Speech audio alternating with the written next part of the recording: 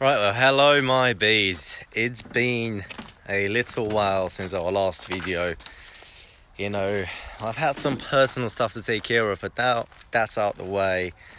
And in the meantime, you know, I've planned out what we're going to do with the warehouse, because now that our lovely bees are falling into winter mode, let's say, we're going to have a lot more free time. So we're going to have time to actually, you know, develop and expand the apiary.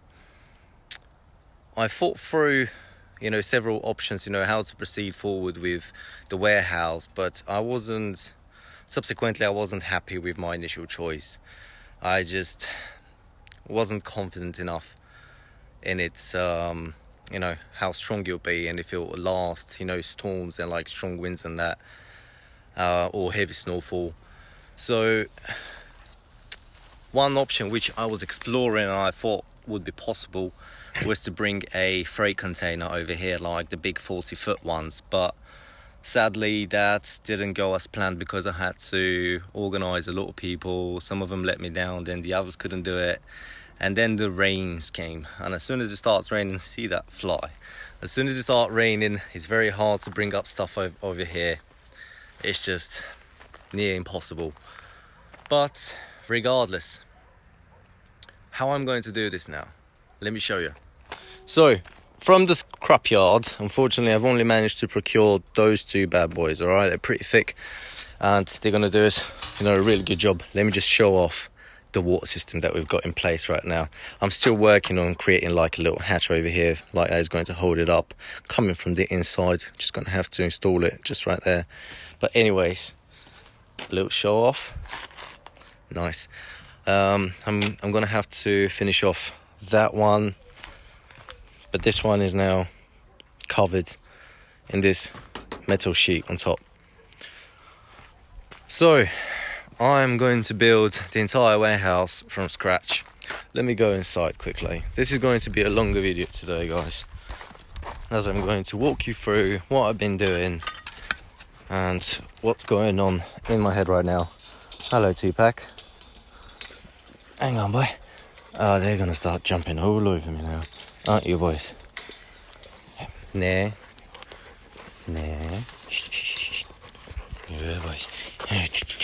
Look at them. Look at them. Look at how big they've become. Blimey.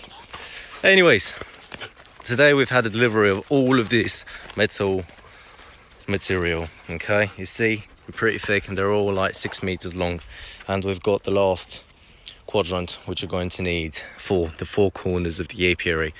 And in the meantime I've also been removing, oh careful boys, I've been removing these boards which were going to serve as the floor of the initial plan for the warehouse. So now I'm disassembling it.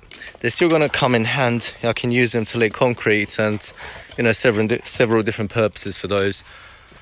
So yeah, they'll always come in handy. But now I'm going to start building, literally. These are just going mad. Oi, chill out, man.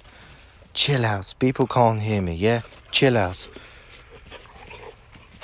Anyways, I hope you guys can actually hear me. I'm going to speak up a little bit as well. So these quads are going to go into the four corners, and I'm going to build an entire metal structure and then use something we call sandwich panels. All right, so what the sandwich panel is effectively, it's pretty sturdy. I'm going to use one in particular which are built to serve as walls, and the inside of it is basically insulation, and I'm going to use the 30mm one.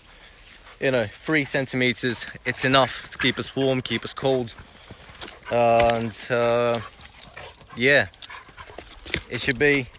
Sorry, these guys are just going nuts. They're not allowing me to do a video for you guys.